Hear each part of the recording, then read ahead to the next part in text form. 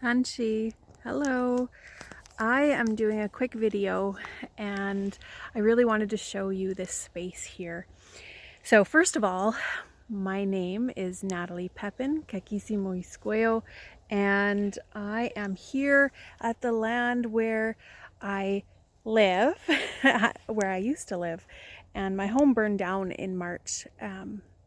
And we lost pretty much everything we had, except for some of the farm equipment like pens and buckets and stuff like that.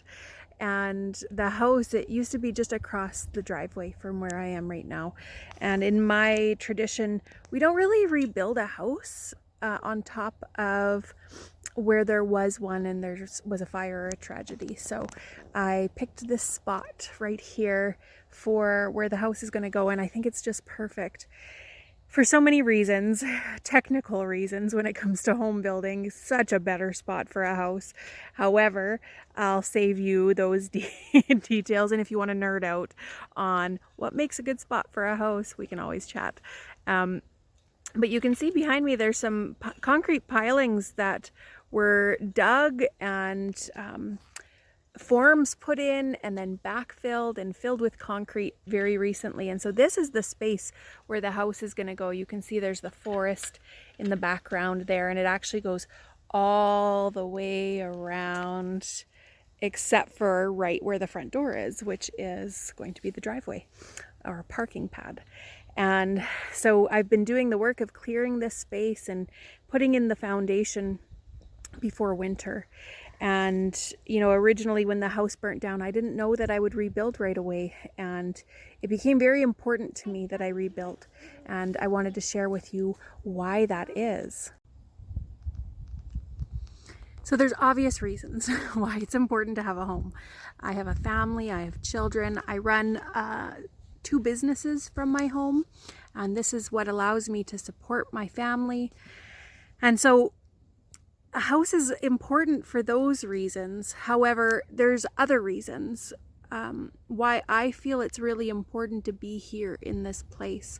So here on this land, we live off-grid. And that was a really important thing to me. Actually, even growing up as a little girl, I dreamt of living in a forest surrounded by trees, off-grid. I wanted solar power. I wanted all kinds of off-grid features, and yes, some little girls do think of those things. And when I moved out here, it all just kind of fell together, and it was a spot that I could afford. Affording land is really difficult, and I lived for many years in an incomplete home with not much insulation and lived a very simple life so that I could afford paying for that and to build a house as I went without taking out any loans or mortgage.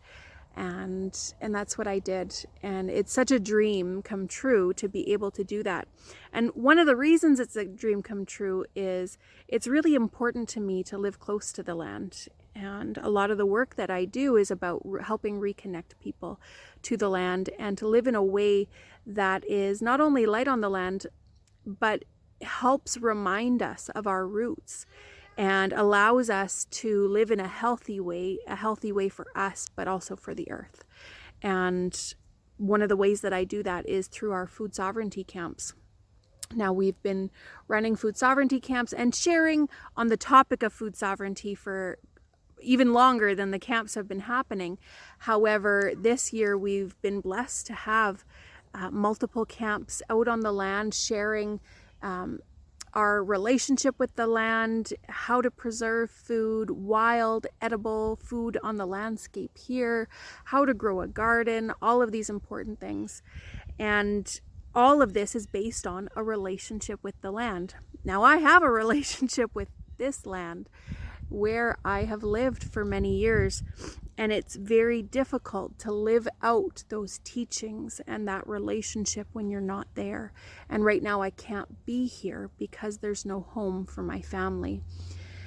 One of the things that being out here on the land allows me to do is to grow all the food for my family, to host those camps that are so important, to be at home raising my family, but also offering cultural programs for Indigenous people, specifically Métis, Cree, Ojibwe, focused on our arts. We share a very common art history, and we can use our arts as a means for healing and reconnecting with culture. So that's what I do on my day-to-day. And in order to do that, I need a place to be. Now, I was lucky this summer that we were helping elders, and I was away a lot of the summer. I was only home for maybe a day or two at a time. I'd been staying with a boyfriend, and so that made things reasonable because I was just on the go. But with the summer coming to an end and really recognizing that I needed a place to be for my family. So right now, the situation is I am going to be staying with my mom, who lives half an hour away, and she has a bedroom for us. And that's where we'll be until the house is done. And so it's important that we get it done quickly. Now, the real crux of this is I didn't have money to rebuild a house. And so usually that's a permanent barrier is not being able to afford something. And especially on the timeline that we've had for rebuilding. So we started a house-a-thon, a GoFundMe, with the help of a dear friend, Tad, who you all know, because he let you know about it. And in fact, there's this incredible magic that I feel has taken place between an offer that he made to you, but also your goodwill and desire to be a part of this and to have your dollars that are hard earned, and there are so many places where they could be placed, that you were willing to donate those to me. And I want to say thank you, because there's literally no way any of this could have happened without that. And we always kind of wonder, do we have an impact on the world around us? And I want you to know that the impact of your donation is massive. My family will have a home because of that. And the work that I do will be possible because of that. And of course, does one person make a difference? Well, when you're a hippie marketer, you can make a very big difference by calling together all the amazing people, such as yourself, who have donated, and of course donating that money, the time that he's investing with you to work on your businesses, which is just absolutely phenomenal. And I've known Tad for over a decade, and I know him to be a fabulous marketer. So I know that you're going to have just the absolute best for your project or company, and your time with him will be really well-placed time. So I, again, just wanted to say thank you. I wanted to tell you why this is so important. And, sometimes when we invest in our communities, we don't necessarily get to see the results of that, and I want you to see the results of that. So